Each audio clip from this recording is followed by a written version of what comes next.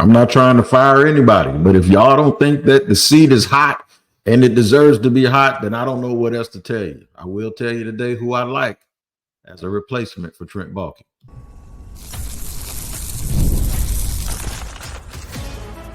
You are Locked On Jaguars, your daily Jacksonville Jaguars podcast. Part of the Locked On Podcast Network, your team every day. Is your team every day. We thank you for making us your first listen here on Locked On Jaguars, where you can find us at the Locked On Jaguars YouTube page or wherever you listen to your podcast. You can find us there at that location. Also, today's show is sponsored and brought to you by Game Time. Download the Game Time app, create an account, and use the code Locked On NFL for $20 off your first purchase. Shout out to the everydayers for joining us here every single day. We appreciate you. Here's what we're going to do, man. We're going to talk about hot coaching names in the NFL at the end of the show. Right in the middle of the show, I'm going to name the hot GM names, but really I'm going to name one person. It might not be who you expect, but that's all right. I'm going to name one person. And I'm going to start the show right now by just saying I usually don't do this early in the year because in the past, there have been reasons why I thought Shad Khan should have made moves over the last decade, and he never did make those moves. He was slow to make those moves. While I appreciate it and I respect it for giving guys the absolute best chance that they have to succeed by not giving up on people really, really fast, I also think he's a little bit slow to pull the trigger on a lot of things, and it has hampered the Jaguars. And the seat is hot because they made a lot of bad choices and bad decisions, not for a lack of trying, but for the simple fact that they just made a lot of bad choices and a lot of bad decisions. And some of the good decisions that they made, I pointed out yesterday, if they re-sign Calvin Ridley, they don't get Brian Thomas Jr., who might be their best player. Sometimes they luck into things because of things that didn't happen. So it kind of works both ways. At this point, though, with Trent Baalke, here's a reason why I never discussed Press Taylor. Because Press was always just an extension of Doug. And there's a reason why I won't just talk Doug Peterson by himself. Because when you do that, what you do is you don't totally get the scab off of you don't get all of the infection out. You just take the scab off. Because one, if the Jaguars continue the way that they're going right now, and they got a tough schedule when they come back from London. They got 6 games. They probably won't be a favorite in either one of them. Okay, even if they beat New England and they get to 2-5, they might be 2-11. They might blink and be 2-11. All right, and if they end up winning 1 or 2 of those games, they'll still be 4-9. So that's not what Shad Khan expected when he stood up and said that this is the most talented team in the history of the Jaguars. And that was a joke because I could have told him that that's not true. And everybody else could have told him that that's not true. I wonder where he heard that from. And maybe he's basing it on how much, where the draft picks were, how everybody was acquired. Maybe that's what he was banking it on, but that's just not true. So I'm just explaining to you why this seat is hot. Everything that's wrong with this team was handpicked by Trent, whether it's the players, and even if you don't think, if Trent somehow convinces Shad Khan that this is not about the players that he chose, but about the people that have been coaching them, well, that was on him too. You see, we're getting to the situation. We get to that no matter what his rebuttal is to why this team is bad, it always, and it should come back to him. And even if he's just as humble as he can be and say, you know what, I know where we made the mistakes. I got it. No, you can't. You don't get a redo over. You can't let him do it again because now you're going to probably decrease the talent pool of coaches that want to come here. So this needs to be a clean break. Anything short of them turning this thing around and finishing 11-6, even if they turn it around and they end up 10-7, you can't keep them. Because the beginning of the season, we've learned the last 2 years that the beginning of the season and the end of the season, they're all equally as valuable. So what? You started off 2-7 and ended up 9-8, and everybody ended up on a high. You also started out 8-3 and ended up 9-8. So, we can't allow just focus, like if they just start winning, to just focus on the wins without also paying attention to the losses, because we've been on both ends of that, where wins and losses came at the right or wrong time. And all of these things these hoops that we're jumping through trying to justify the fact that we think it's time to move on. No, I'm not early. I'm late. Because I gave them the benefit of the doubt at the end of last season and all throughout the offseason. While holding doubt and saying, let me see, and people were killing me for giving them the benefit of the doubt. I said, look, I'm going to let me see before I go scorched earth on here, trying to come up with everything. So instead of me just sitting here going back and forth with myself and other people about who, what, why, I just know it is, and it's bad. And the only way I know that you get all of that out, we are going to just nuke all of it. Just run something through the system that kills everything, good and bad, and start completely over, packing nothing but good into the organization. He can't fix it. He could not fix it. And then he broke it again. What makes you think that they're going to fix it again? None of them. I'm sure in there are some good coaches. There are some good personnel people. We're starting over. And we're going to try to get a whole bunch of other people in here. Who are some of those folks? I'm going to tell you who they are. I've been hesitant to do it because, and like I said, in the past, I thought it was just something that, okay, it was just an exercise in futility because Shad ain't going to do anything. I think now, and I'll do this towards the end of this segment, I'll tell you now why I think he will. Trevor Lawrence. Not that Trevor is without fault in any of this, but I tell you what, Trevor's the one with the most guarantees. Trevor's the one you can't get rid of. Trevor is the one that you have invested the most into. And I'm not saying that this is going to require Trevor Lawrence to march into the office and maybe come outside of his character and try to get somebody fired or talk bad about people that he works with every single day. That's not what I'm saying. What I'm saying is you don't even have to ask him. You need to make sure that you're doing the right thing by him, and you don't need his permission to do it. Just act. So unlike any time before when Shad was in charge and I thought that he would move maybe too slow, I think he has a motivation, and the motivation is the contract that he gave Trevor Lawrence. And I think it's a good time to start believing that it could absolutely happen. We'll discuss that and more. I'm going to give you my name, and I'm going to tell, not my name, not who I am, but I'm going to tell you who I thoroughly believe the Jaguars should target, and I'll give you his resume, and I'll tell you why in just a second here on Locked On Jaguars. Today's show is sponsored and brought to you by FanDuel. That's right, America's #1 sportsbook.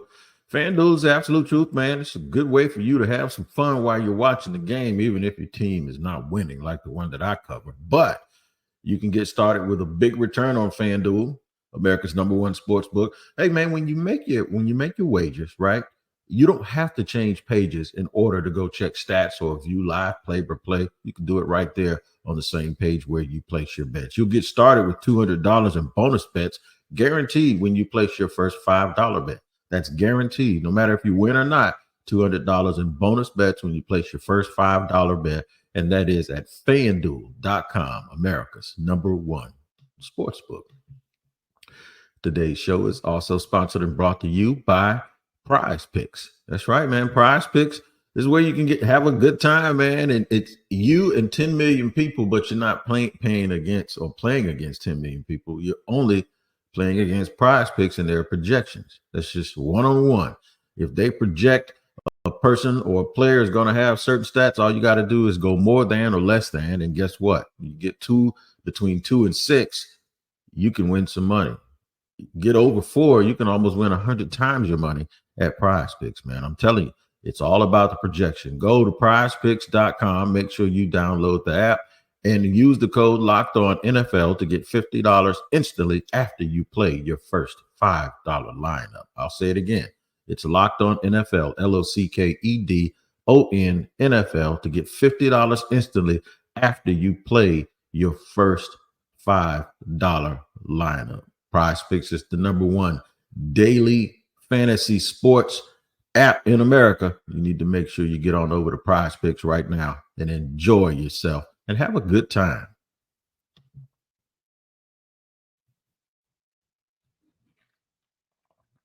All right, segment 2 here on Locked On Jaguars, where it is your team every day. I think at this point we have established the fact that Trent Baalke warrants to being replaced at the end of the season.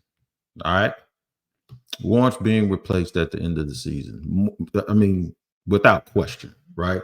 So this isn't me going on some campaign to get somebody fired. This is just me giving you my opinion as to how I think that this team needs to move and get better. I think they need new blood. I think they need people that, or someone who is adept at building something. I think they need folks with a good reputation, someone that understands the slow play, not to drag at a snail's pace, but someone who is self-aware. All right, someone who's self-aware and won't have an ego when it comes to the decisions that they have to make. Will be able to work with a coach and understand the trifecta nature of having a GM, coach, and then extending that to the quarterback, and then understanding all of the things in between. I got somebody. You ready? And I've been working on this since last week, as I got a couple of phone calls from people that were telling me about this guy. The New York Times says if this team gets off to a hot start, that he'd be a guy and he'd be a person. And then I saw something in The Athletic. And then I got 2 phone calls from people that I really, really trust throughout the industry and said, don't overlook this, people, because the easiest thing to do is to look right now and say, okay, whatever Detroit did, that's what I want to do. And let's get the assistant GM from Detroit. And I think sometimes that's what gets people in trouble. And shout out to whoever the GM, the assistant GM is in Detroit and all of that. But that's not really how it works inside of the business. So I'm going to tell you the guy that I think the Jaguars should target. His name is Ian Cunningham. He is currently the assistant general manager of the Chicago Bears. I'm going to go through a little bit of his history and his resume, and then I'll tell you some things that I've heard from people that are in the know, from whether it's the agent side or whether it's from the personnel or the scouting side. They say, wait, I'm telling you, this dude is the flat out truth. And the Jaguars might have to beat people to the punch for him. He was a player who was an offensive lineman. So we love that already, right? Who realized that once he was an undrafted free agent who was signed by the Kansas City Chiefs, he says he wasn't good enough. He says he realized it wasn't going to last long. He wasn't strong enough. The self-awareness to say that and to admit it tells me that he ain't going to keep players around here that he notices that aren't good enough. You'll be putting people in a bad situation by playing with them like that, right? So shortly after, I'm going to read this straight off of Wikipedia, which I verified this, but this is just the shortest form. Shortly after being released by the Chiefs, he joined the Baltimore Ravens as a personnel assistant. And while in this position, he helped the team win the Super Bowl in 2012. He was promoted from personnel assistant to area scout in 2013. He served a total of 9 years with the Ravens, and they made the playoffs in 6 of those seasons. This is under Ossie Newsome. This is then. In 2017, he was hired by the Philadelphia Eagles as director of college scouting. And then he won his second Super Bowl, and that's when Doug Peterson was the head coach. Stayed there, throughout the whole Peterson deal. And guess what? When Peterson got fired, he became the director of player personnel in 2019 and served that role for 2 years. So as the Eagles were rebuilt, he was the one that was in the building assisting in doing that. When the Eagles got rebuilt in 2021, he received a promotion and became the director of player personnel. And then he got a promotion to in 2022. He became the assistant general manager to Ryan Poles in Chicago. What have the Bears done? They totally revamped everything. They made the trade to fleece Carolina. They've had a slow build. They've shown you that they know how to onboard quarterbacks. They're getting play, and they're getting good offensive line play. You saw him play the Jaguars firsthand. That's a team that is younger than Jacksonville and has only been constructed mainly over the last 2 seasons, and they're already ahead of a team that had a 4-year head start. If there ain't anything else I need to tell you about a resume, I don't know what else to say. The man understands it and he gets it. Article after article I read, phone call after phone call I've made, all I hear is how people say, folks who talk about him, how their face lights up. There is something about this job that requires people who want to run through a brick wall for you because of reverence and because of how they feel about you. I'm just talking about players. I'm talking about scouts. I'm talking about folks in the building. I'm talking about people that aren't even on the football operations side.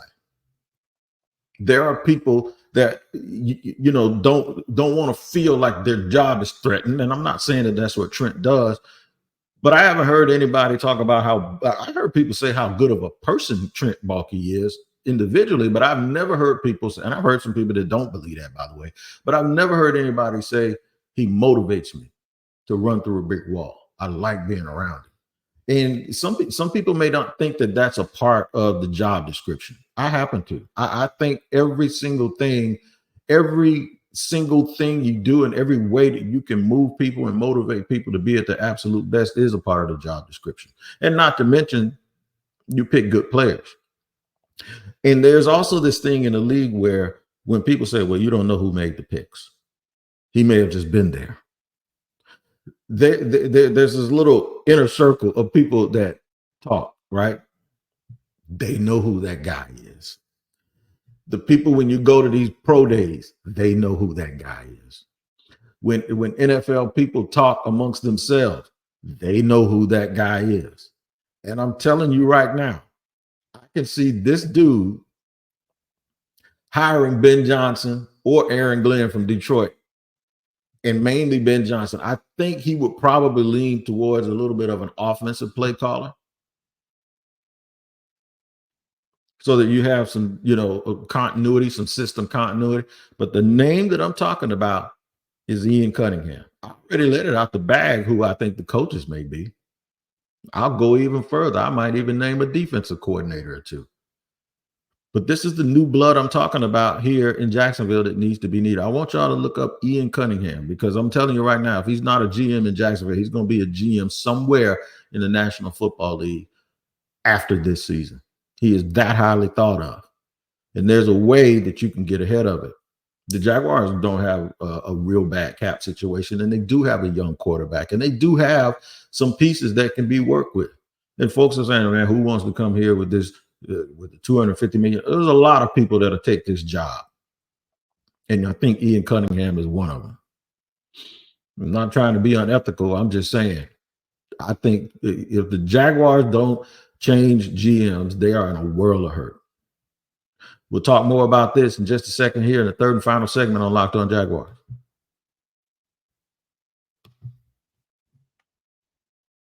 Today's show is sponsored and brought to you by Game Time. Listen, I'm going to tell you right now, dog, Game Time is where you need to go. I don't care what type of ticket you need, and I don't care when the event starts. Even if it's already started, Game Time is the place for you to be. Man, I didn't even know if I was going to be able to make a concert one day because of a work schedule and travel arrangements. And guess what? When I got there, my tickets were ready, because Game Time is always the best at curation and last minute tickets. Doesn't matter what it is, man. Game Time has it. Priority Game Time picks, all-in pricing, seat views, the lowest price guarantee, and Game Time ticket coverage. Also, download the Game Time app, create an account, and use the code LOCKEDONNFL for $20 off your first purchase. Terms apply. Again, create an account and redeem code LOCKEDONNFL for $20 off. Download Game Time today. What time is it? It's game time.